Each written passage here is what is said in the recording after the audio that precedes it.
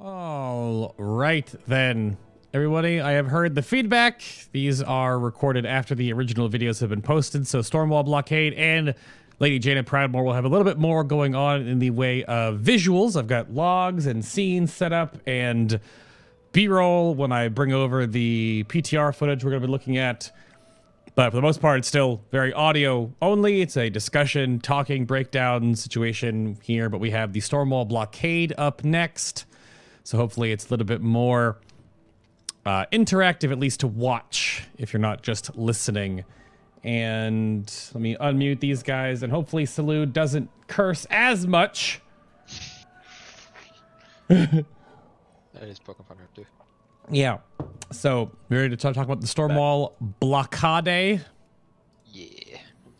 That's not how that's pronounced. It is not how it's pronounced. All right. So Brother Joseph and Sister Catherine are devout worshippers of the waves. These proud Kultirans would gladly risk their lives to ensure the safety of their compatriots. Their command over sea and storm is awesome to behold, as are the ancient and powerful rituals they practice. And I'm pretty sure as Alliance players, we have never seen these characters ever in the history of this game, but all of a sudden they're there and they're so OP, but, you know, hey, it's fine. So they came back with, what's his name? Brother Joseph's in the Shrine of the Storm. Oh, is he just hanging out? No, he runs down there and gets rooted by the third boss. he's all throughout. He's so powerful. No, it's not Brother Joseph. That's not Brother Joseph. That's the quest guy. Remember? Yeah. Yeah, it's Brother Pike. That's Brother Pike. Oh, these Lord. these characters just came out of nowhere. Yeah. No, Brother Joseph was out at sea with young Proudmoore. Oh, There you go. Proudmoore the younger. I'm just throwing that out there. Okay. I have no idea if that's true or not, but I'm just saying that just because it makes. I can give you Blizzard logic all day long. So they're working to cover the main portion of the Alliance fleet as they fell back.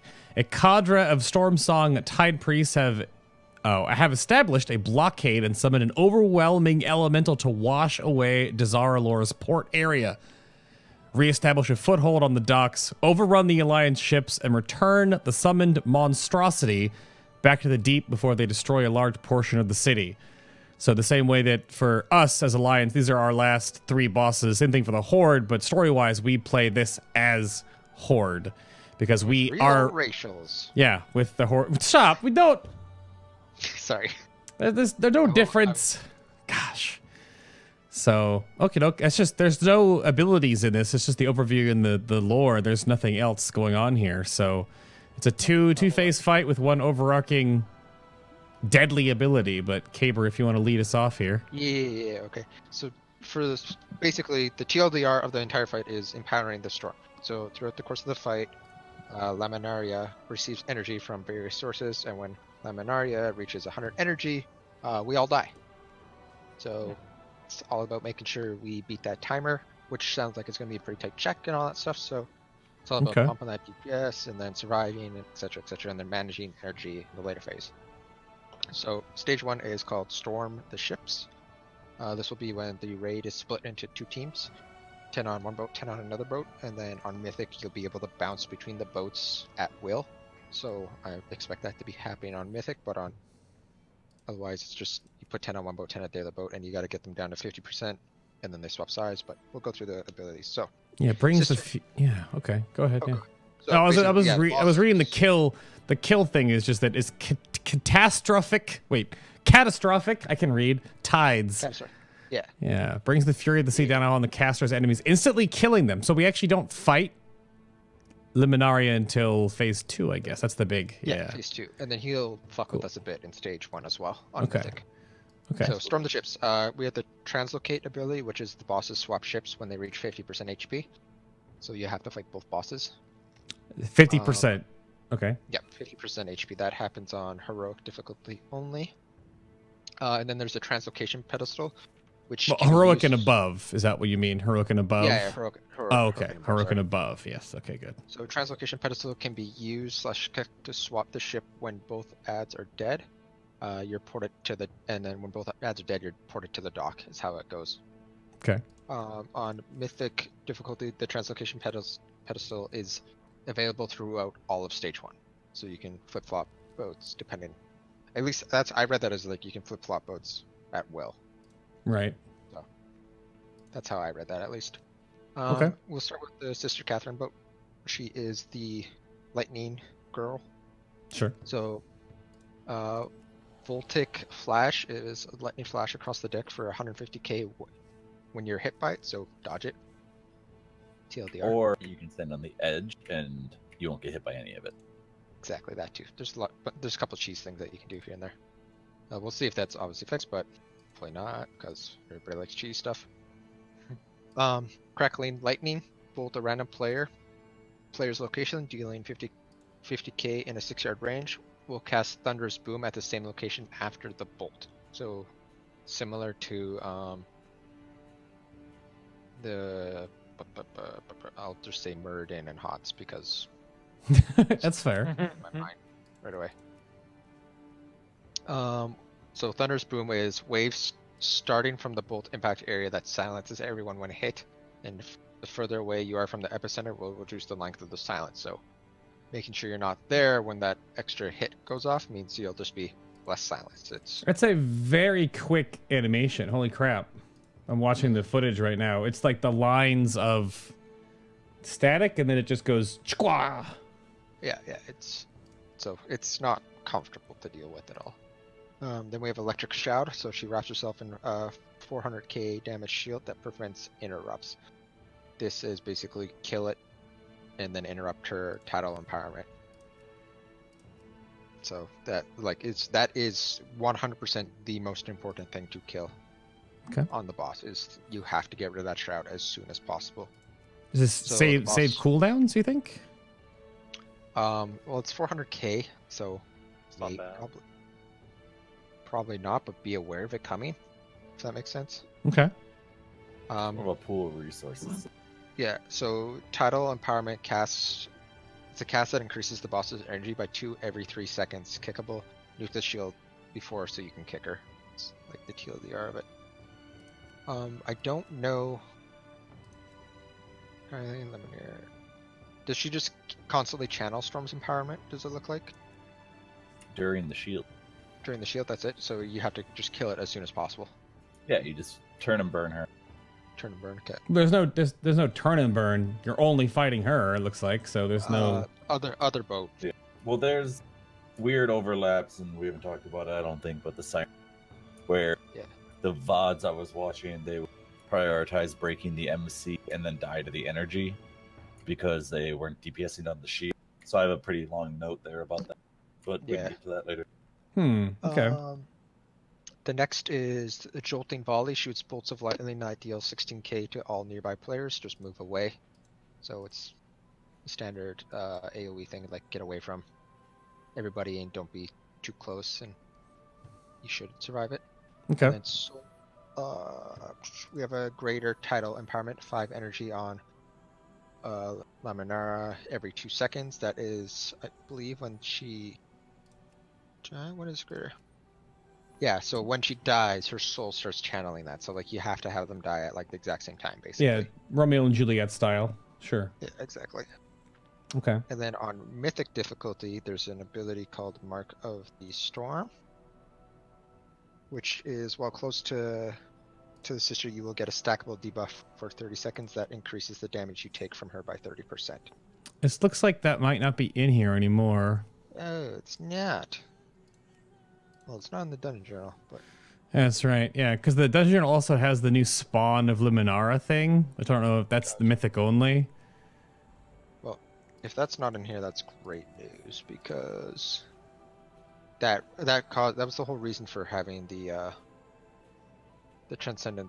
Yeah, that's weird that they would get rid of Translocation that. Like, why give you Translocation Circle if they're not going to force you to switch ships? This footage is only heroic, so I can't tell about a reason to move ships in heroic, but it's not in the Dungeon Journal anymore, at least. Yeah, because the whole reason for basically wanting the Translocation Portal on Mythic was so that you could just constantly, like, flip-flop sides, right? So Yeah. I'll leave it there for now, but it may just not be an updated Dungeon Journal live. That also true? Yeah, I mean, does the stuff you're reading off of from the PTR have the spawns? The spawn of the Monarch. That's under her stuff, right? Like that's that's under both of them in phase 1. So that's basically the spawn is like in the middle of the sea, and just cast that from the middle of the sea. Like you can't actually attack that at all. Right. Okay. But that's still there. It's still there. So then we have so after Sister Catherine's boat, we'll move on to Brother Joseph's boat. So this is Brother Joseph casts the ability called Sea Storm, summons a series of storms on players that deal 40k damage and 5 yards of impact, leaves behind patches that deal 16k damage in a 50% slow when you're in it. Maybe bait to the other locations to stop filling the space up on the ship where you want to fight. Shroud Empowerment is the exact same mechanic that the sister has with her electric shroud, which is kill the shield, interrupt the boss. Next one is Untitled Volley, exact same as Sister Catherine as well, but just different damage type. It's frost damage instead of lightning. Then we have Mark of the Seas, which is a mythic only, but I don't know if I see it underneath Brother Joseph either. So it's technically I'm trying to look at footage to see these things, but the PTR tests are weird. Because does the fight start on the dock and then you go to the boat, or do you just start on the boats? You go straight to the boat. You used to start on the dock, I think. Well, like the videos I was watching are on the ship. Take like a pterodactyl, or you take a pterodactyl to like the boats. Right. That's how it goes. But just it'd be like 2 pterodactyls, and you click on whatever pterodactyl and you go flying on. Yeah. But the main mechanic for Brother Joseph's boat is the Sea's Temptation, which is he'll summon a siren ad, and that siren ad will then tempt nearby players to walk towards the edge, and then they make it to the edge of the boat. They just jump in the sea and they drown. I think it's similar to swim. Yeah, none of us can swim. So basically, the exact same mechanic from Lich King. It's Lich King, yeah. That's what I thought. Yeah, where you get picked up, but instead of being like you're like charmed your way to the edge of the boat instead of like actually picked up. Like you could see it if you're looking at the Stormwall Blockade, the one from Dave. There's a scene right at 6 minutes where he pans up and you see the siren coming in. Looks like they just stand there and they channel on someone. They don't pick them up. Nope, they just charm them, and that's basically it. They just channel on them and be like, again, the same thing we brought up with the last fight, with Roscon anyway. Is this a charm or is it a triggered effect? Can this be broken by Tremor Totem? Something probably to test. Yeah. It's called. It's the wording is tempts a nearby player, so to me that's a charm. But yeah. You know how Blizzard likes to. I just bring it up because there's 3 different instances where shaman are like, oh, and then of course Blizzard's gonna not make it work on any of them. Probably, yeah. Basically, that's what I'm gathering. Yeah. So then on Mythic only, the spawn of Laminara summons the boss basically, and he will cast Sea Swell from the middle. So Sea Swell, I will go over that in stage 2, and then Freezing Tide Pools I will also go over in stage 2. It's basically he just casts his like main ability that you have to like run around from, and it's really fucking annoying. Okay. Like really annoying. But I'll go over that in stage 2. But basically it's going to be kill your boss to 50%, boss swap boats, kill that boss to 50%, get to the land, go. Priority will be to kill that shield as quickly as possible, and then kill the sirens if they are up. Okay. Because you can life grip people back onto the boat. The question about the sirens then and keeping the boats even is it looks like the sirens don't get close enough for melee to ever touch. So you don't want to have like a melee boat and a ranged boat. You need to have an even split. Or you have everybody swap spots on the boat on Mythic. Well, but I don't know if you can do that on I don't know about swapping boats during. That's not a bad idea at all. But but swapping during the siren all of a sudden, or is it only happen so often where you can preempt it and you can have all the range go over to the one boat, then the ones that came over go back, or is there going to be that much frenetic back and forth? So the bosses turn at 50%. They swap boats at 50%, right? Right. So you can have all the ranged on one boat, and then when the boss hits 50% and they swap spots, all the range go to one boat, all the melee go to the other boat. That's it. Like you're just trade boats. That's fine. Because that's what I'm just like wondering that, if Brother yeah, Joseph's boat should be the ranged boat. that's partly what I think. Yeah. Well, because Especially looking, if the sirens are. yeah. the Well, range. I'm looking back at the thunderous boom thing, the sound wave in directions. Oh, Silence. Yeah. is that the? Go ahead. Oh no, it's the voltaic flash on Catherine. Yeah. Because it looks like it's very pattern oriented, and the closer you are to the middle of the boat, the easier it is to sidestep it.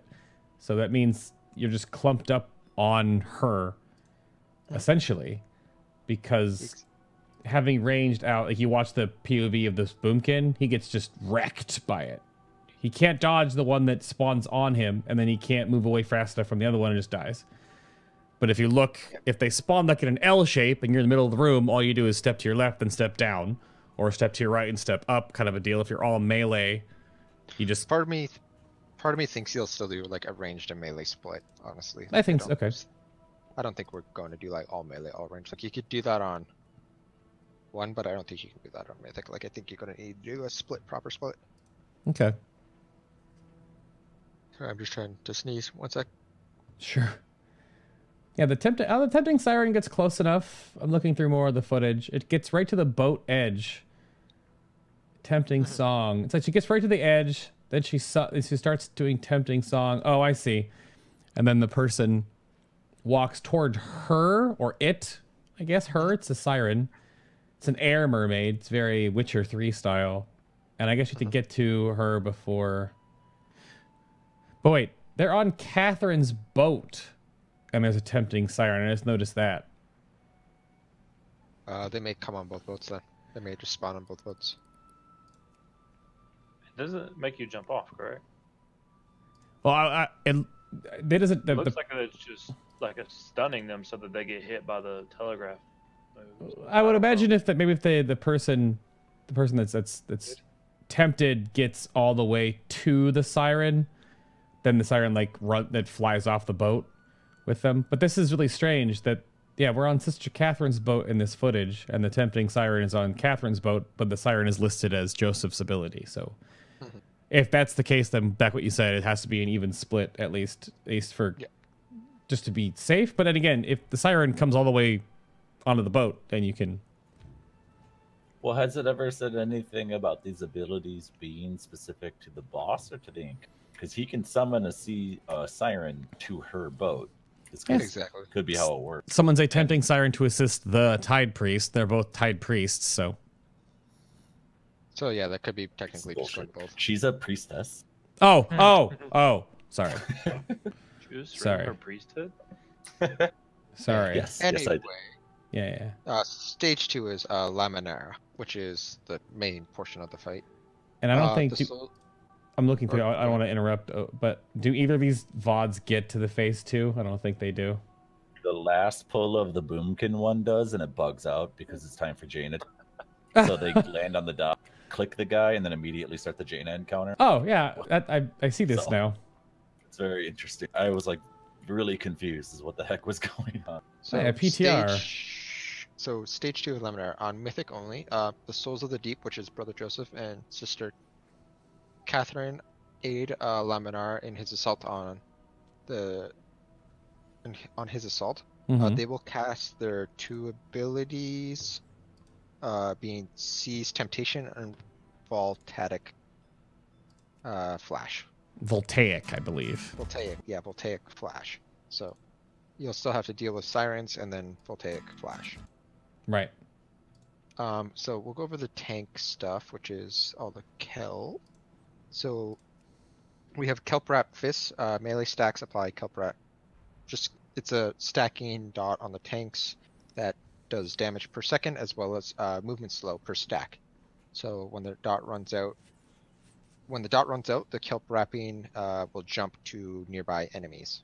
So the tank needs to be like alone. So kind of like this portion of the fight is kind of similar to Croesus in my mind. Yeah, it looks like it's Croesus because Laminara is on the dock 2 arms. So you have the tanks like right and left, far right and left, and the melee in the middle. Basically, yeah. Okay. Or vice versa. You have like when the tank, you put everybody will be on one side, and then when the tank is about to run another dot, everybody runs to the other side. Okay. Or whichever tank is currently tanking needs to be alone, because when they explode, when their debuff runs off, they'll spread it to everybody. So they need to be alone when their dot runs off. Okay.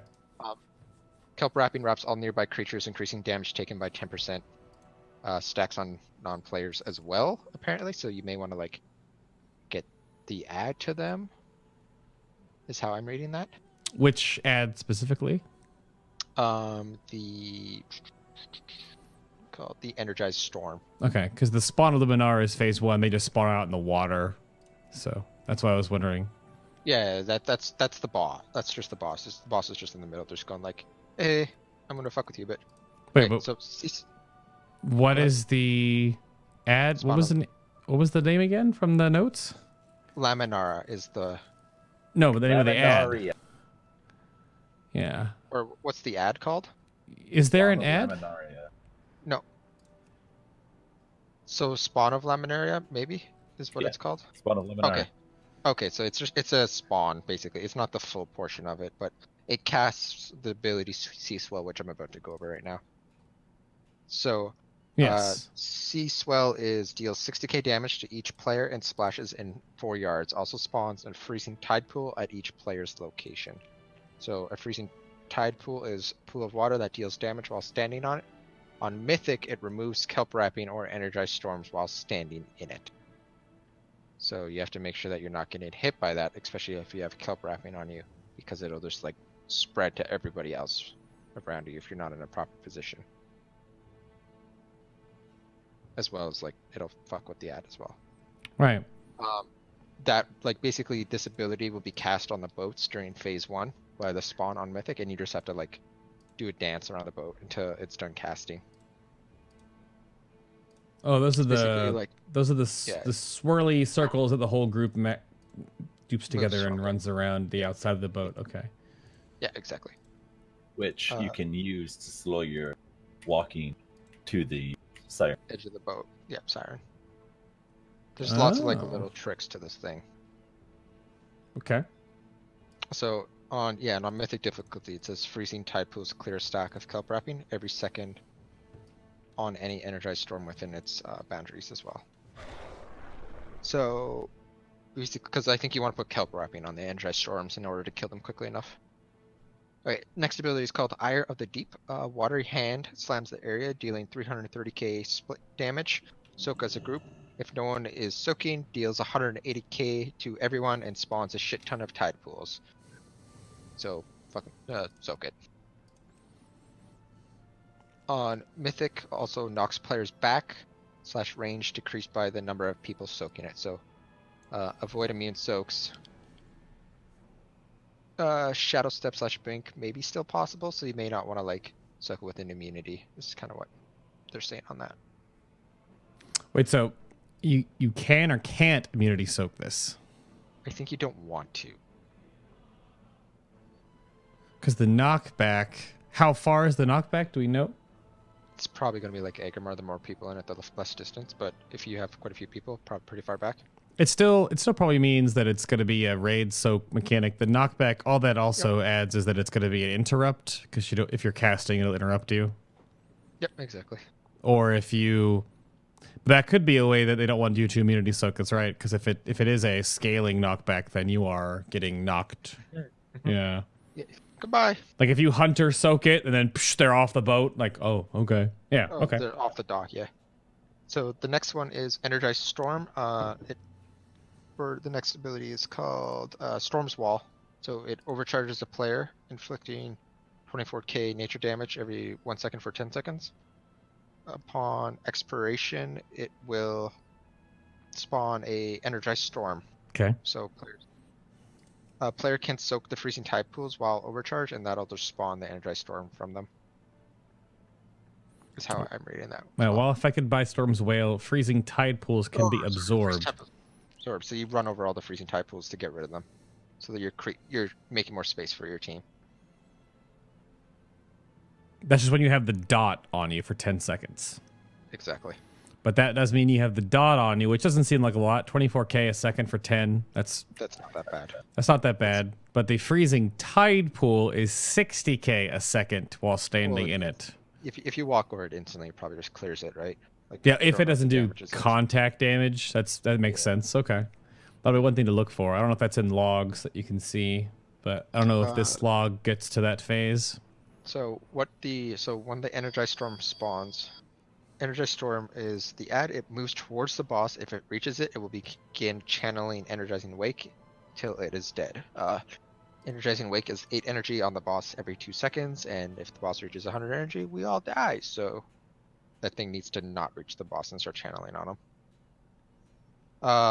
On Heroic and Mythic difficulties, when an Energized Storm dies, it leaves behind an Energized Remnant. So this Energized Remnant is continuously cast Unbound Energy until it is picked up by players, so we want to pick it up instantly. That's how that goes. And then picking up an Energized Remnant applies Stormwall, which is the ability beforehand where you can walk over top of the freezing tide pools, and then after it despawns from you, another ad spawns. So there's a lot of sort of call to arms here. So not only do we have to drop the, well, I guess so this all starts together in a cascade. The Ire of Deep, we don't control where those go, right? We don't control where those spawn, but do we control where the tide pools go? Yes. Or the tide pools. The tide pools would be from the sea swells, so wherever you're standing, they're gonna go underneath your feet. So we bait those to fill up part of the dock. Yeah, and then we soak the Ire of the Deep. We soak the Ire of the Deep, which we do not want to be soaking that in a tide pool. Obviously, yeah. And then we get to control where the ad spawns. And we have to kill it before it reaches the boss. Right, but we're running those away to a certain location that energize people that get energized because they go clean up the puddles, and then we have to then pick up. Someone else picks up the remnant and then can keep cleaning puddles, but then that person will then AOE that the ripple of lightning in all directions. They'll spawn another ad. So if you do not pick up the energized remnant instantly, it'll start sending out like a 24k nature damage every 2 seconds that increases. Right. With increasing nature damage taken in stacks, like it is, you want to pick it up quickly. Right. Oh, so if we pick it up, we ignore that. Yeah. Okay. So basically, you're gonna have like it's all about race. This fight is all about racing and managing how long you can actually kill the boss for. Because you're gonna run out of, like, if the boss reaches 100 energy, you just die, right? So you gotta make sure you're killing the ad by killing. It's very almost in a different way. It's a game of Twister with a Croesus boss, where Croesus destroyed the bridges slowly, but in this case, Liminara fills up the platform too much that we eventually have no platform that we can cleanse, and then we run out of space. That's what it sounds like. That, and it's just I feel like this fight's going to be all about managing like your damage going into the ad, as well as like hitting the boss and killing the boss only. Yeah, we don't know how much damage the ad has, do we? Damage taken, enemies. I got one last ability I'm just going to go over, which is called Reaching Attack. Strikes a distant target dealing 50% of the weapon damage as frost, and increases damage taken by 25% for 8 seconds. Happens when no one is in melee, and it just happens when nobody's in melee range. So it's basically make sure you're in melee range. Yeah, that's fine. Yeah, in this heroic log, they didn't get to phase 2, so it's just the sisters and the tempting siren. So I don't know how much damage they actually have. This is their longest log they have for the PTR as well. Yeah. Okay. But it's definitely, like, it depends on the kelp wrapping as well, right? Because that kelp wrap a energizing a storm. An energized storm with kelp wrap, which means it's then going to take increased damage, right? But I don't know how close you'd want to put an energized storm ad to get kelp wrapped if we need to, because if it gets to the boss. No, it's on it. So the tank is kelp wrapped, right? Yeah. So then you want to like have the ad be like right behind the tank, or you can life grip the tank to the ad. So it's a mini game the tank plays after they tank swap. I see. Yeah. Oh, it just spreads from the tank. So basically want to have a lane, almost like they get a side of the room where we want to put ads, and they can debuff ads when we drop them. Okay. Exactly. Basically, you just like, if you're looking at the bridge, you have your healers in the far back. You're ranged in like the middle of the little square. Right. Your melee are all on one side, and your tanks are on the left, or on like one side by themselves. And then you leave a little spot, like a lane, basically for the ads. Because we fight on this bridge where you start. Yeah, because like there's Tide Wardens or whatever, Stormbringers here, and the Luminara's in the back. This is where you fight on this bridge. It's actually not a very, maybe it's kind of big, but I wonder what gets locked off. I don't think it's that big at all. No, it's not. They spin their camera around here real quick, but it's not that big. Yeah. That's what I was wondering about space management, or how much of the bridge we get. It's basically like a square. Just a square. Okay. There's no footage of that phase in any of these two videos, so it's really hard to judge. I had some. Well, the Boomkin video, they pour it to Jaina's boat. I already showed that. That was silly. Okay. It's a bit of a tic-tac-toe game, I guess, where we're putting stuff. Because I have like a small 5-minute video, but so how does it's all bugged. Kelp wrapped fists though? The stacking effect is just per melee attack from Luminaria, or yes. Okay. Because that just means that we want a tank to get slapped so many times to have so many stacks, because obviously a few stacks isn't going to do anything. The movement speed slow. So you want, but if the movement speed slow works on the energized storms, does nothing else? Like our slows don't work, only this does? We don't know. Okay.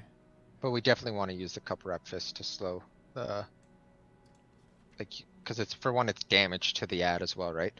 Well, yeah. That way it's going to be damaging the ad as well as slowing it, which means you get more time on the boss, because you're going to need more time on the boss. Like, it's the important mechanic. Like, the Kelp Wrap stuff is probably the most important mechanic in stage 2. It just sucks that we don't have any math of this yet specifically. I mean, it's penultimate boss. It's funny that they test it and the phase 2 doesn't even work yet, but yeah, because it's both for tanks mentioned. I think they mentioned Monk Paladin, right? Yeah, he's definitely bringing his Paladin.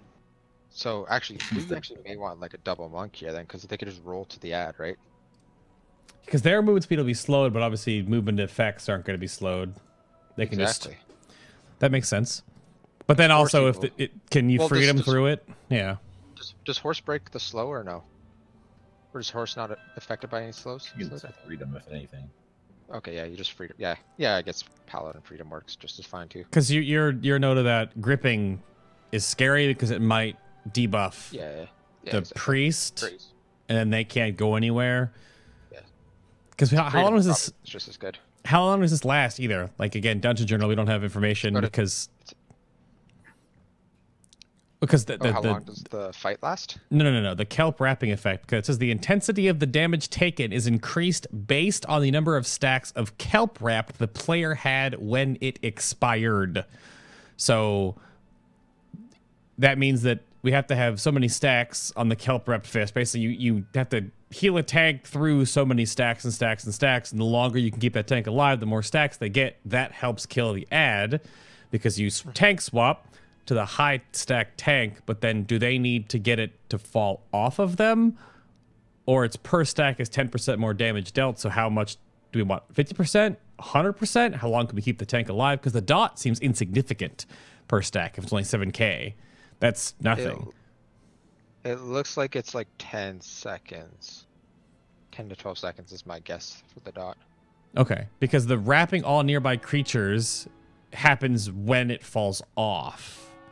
Yeah. So you have... I guess the cadence of it depends on how many times the energized storms spawn. If they're on a 30-second timer, do you heal one tank through 30 seconds of stacks? I think it's one only, and then you spawn every other one by picking up the orb, right? Oh, so he might be a tanky boy.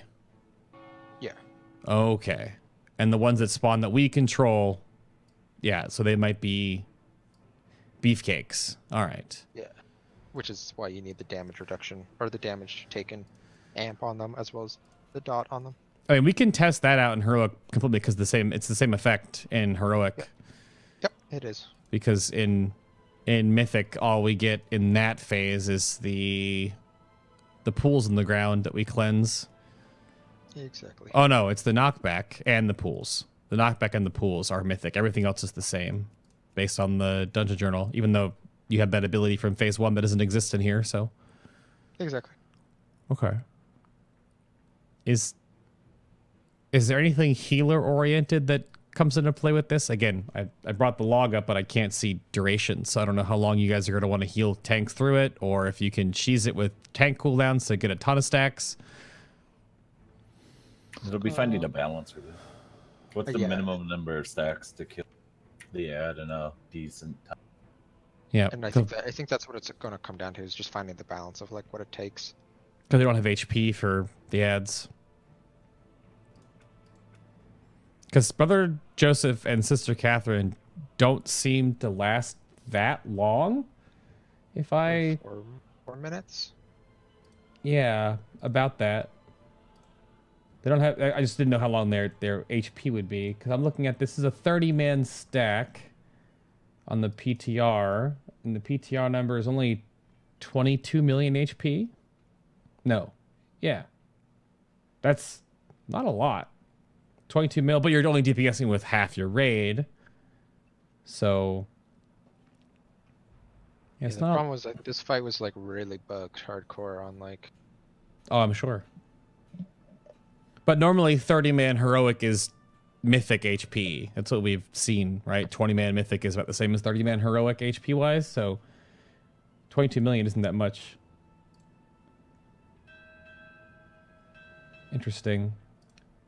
Just trying to look through to see if I can see anything different in phase 1. The scariest thing is still Sister Catherine's boat. I don't know how we're supposed to dodge those huge thunderclap echoes or whatever. It seems very, very rough. It's also like half of our HP easy, if not 3/4, depending on your damage reductions. 142k. Talking about the voltaic stuff? Yeah. Yeah, you just stand on the edge. If you stand on the railing of the ship, you can't get hit. I mean, I don't know if I want to trust that. I'll trust it until it kills me. Yeah, right. That's kind of how it is, right? Are you asking how much it does? Bay? Well, I'm looking at it. The Dungeon Journal has 142,000. Yeah, it looks like 100k here and there. It's with some mitigation. Right. It looks like it's 1 hit, doable, 2 you die. I'm just looking at another clip in the video. I don't think anyone in this video is standing on the side. Specifically. She just looks nasty. That's a lot of damage. Could you not insult her looks? Sorry. It's very, very quick. I mean, the raid's getting hit by it. But I think it's very much that you have to stand on her model or right in her bubble. Because the farther you are away from her, the easier it is to get hit. But where'd you hear about the stand on the railing of the ship? Because if you fall in the water, then you can get one shot, right? It's just a kill wall. It's on the Boomkin POV at the end. What's the timestamp? I just watched the last poll last time, so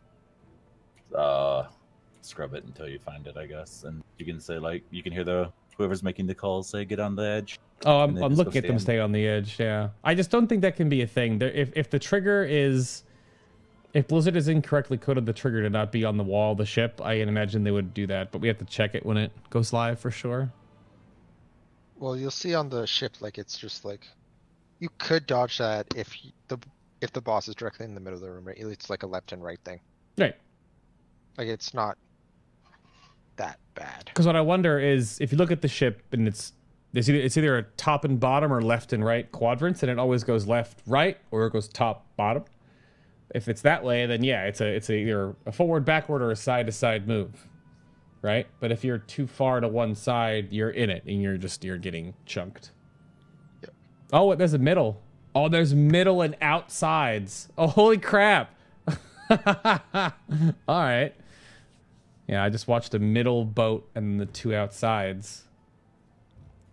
Oh, the Moonkin didn't get hit, I don't think. Yeah, the very last pull, they're literally just standing on the edge and not getting touched at all the entire time. Yep. He gets hit by the little zappy zap, but I don't know. That seems unintentional at best. But maybe not, because it makes it so it's very risky if you get a siren, but then the siren takes so long before it casts Siren's Call. Yeah. You don't have to worry about it exactly. You can move into the middle of the boat. That seems incomplete, that's for sure. I mean, penultimate boss shenanigans, I guess, but I don't know if I have anything else that I saw that's really strange. For some reason, it does feel that Sister Catherine's boat is a lot more damage going on. Because Brother Joseph just spawns blizzards. And the sirens, just you hit them. They both have a shield, though. So. Yeah. Like, it's going to be definitely... Dear God, everybody's running around like a maniac. It's going to be... In the video, chaos. Yeah. And it looks like they've forcibly done...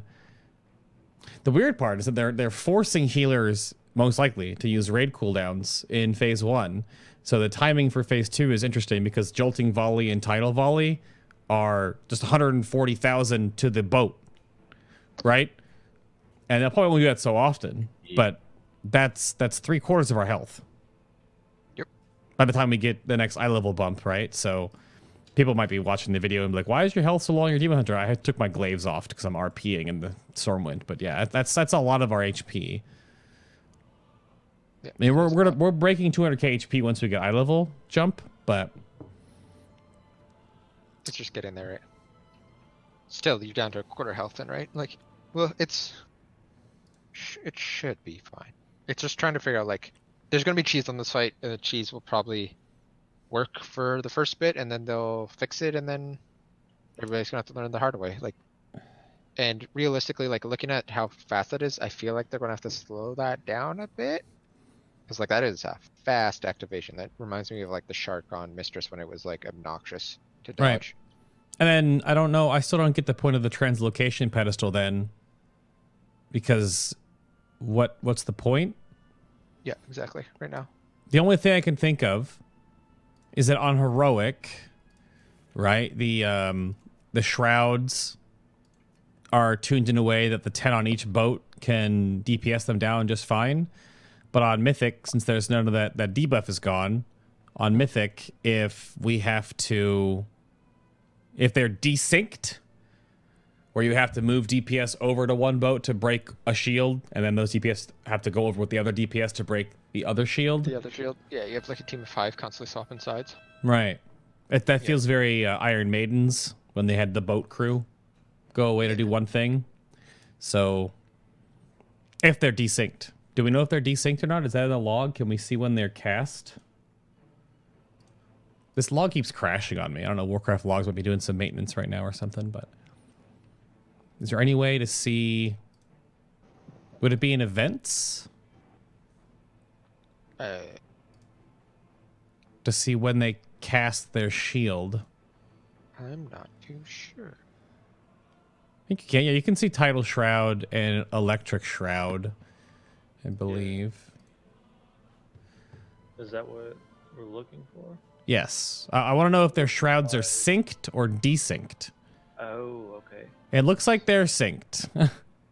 This one's at what? 18 seconds in, and I'm just reading through, and you can, well, sometimes it looks like, are. yeah, because you can see how their Tidal Shrouds and Electric Shrouds are taking damage at the same time, but then there are big swaths where Tidal Shroud is taking damage by itself, and then Electric Shroud is taking damage by itself. Is that just... This can't be every 20 seconds. This looks way too fast. 18 seconds and at 48 seconds. There's also a lot of pages of this. It looks like it's almost always up. Good. I'm looking at 130, 125, and they're still hitting shrouds. That can't be right, is it? It would be. Yeah, because they DPS one down at 202, and it looks like it recasts at 225. So it's up and down, back and forth, basically. But they recast. Yeah, see, Electric Shroud. That seems tough. It's hard to look at in the video because it's all the madness around the models. But okay. That's the only thing I can think of. But I guess if they're synced, you're not going to be bouncing between boats. So why are you bouncing between boats for? And it's also a teleporting thing, not a pterodactyl. The pterodactyl is just for the beginning. The teleport is instant.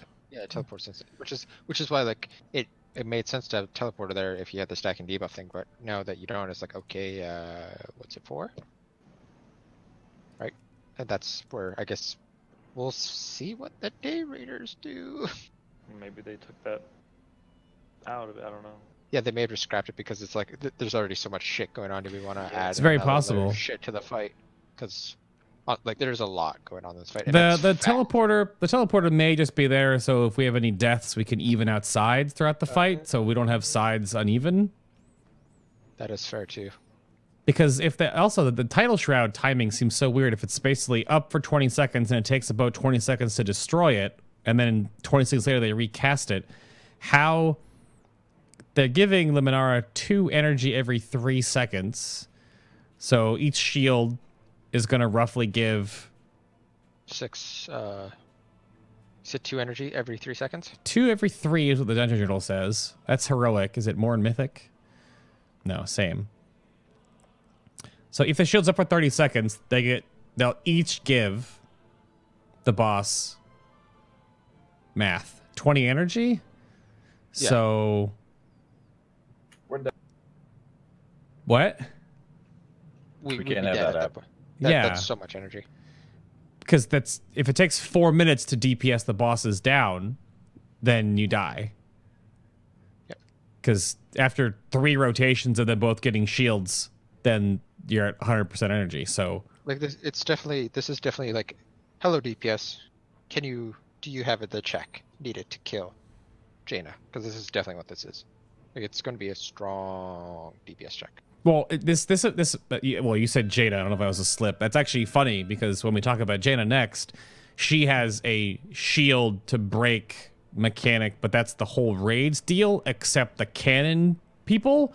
So there's a similar back and forth. Blizzard, like, this is a new thing. Don't we have the same kind of King Roscon has a similar effect kind of a deal with Wumsamdi? So yeah, but it was like the same thing as Avatar, right? Yeah. It's like you want hard swapping DPS is what it is. Yeah. So. There's no swapping here. We're already tunneling, but it's got to be a very forced burst. Right. But it's not even a pooling thing. It's what Salud said earlier about pooling resources, but it's every 20 seconds or so. I don't know. That's just, that one is interesting to me. I don't really know if the pacing of that happens. Because if it's often, but the shield is low, dealable. But if it's often and the shield is, if it's still 400,000, that's a lot, even for 6 DPS. Or 7, I guess, each boat, 7 DPS. 4 healed fight, 2 heals in each boat. Pretty much, yeah. 1 tank on each boat. Okay. A lot of question marks still on the timings of this because I can't really tell from the logs or the videos. The testing wasn't. The testing, like, you have to remember, like, phase 2 was basically impossible to test because it just was completely broken. Yeah. Like, the entire dock thing was just busted. Like, people would be standing in the middle of the dock and they couldn't see other people with LOS. Like, it was just. Oh, I heard that. They all had to stand on the pillar edge. Yeah, oh, like yeah. It was completely fucked. That's not good at all. Yeah. But hopefully it's good to go.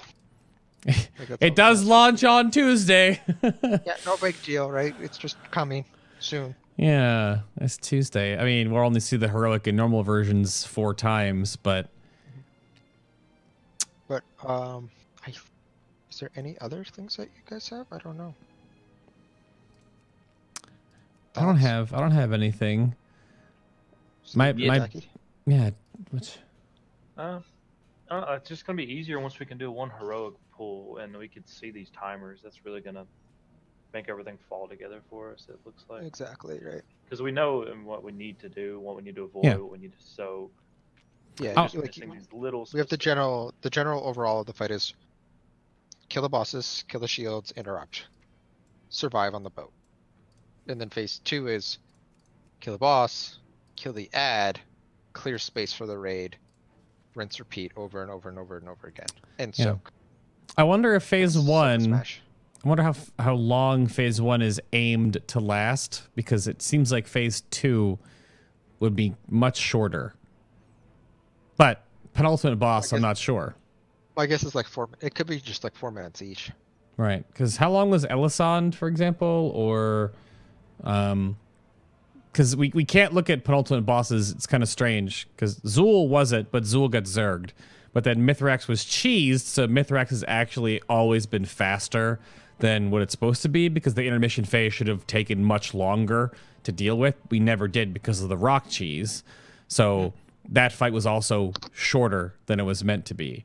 So we don't know how long Blizzard intends for this kind of stuff to happen. Jaina's going to be a 15-minute fight, but we'll go over that next. Get out of here. Oh, 15-minute fight. Oh, those are the... That's Gul'dan. That's Mythic Gul'dan. I know, but those wipes at like 14 minutes are worst. No, the wipes on when the second ad comes up and we derp on the I-beam. Yeah, those were good. Yeah. Those were good. Yeah. But I don't really have anything else. I don't know, DPS stuff. Jackie, do you see anything that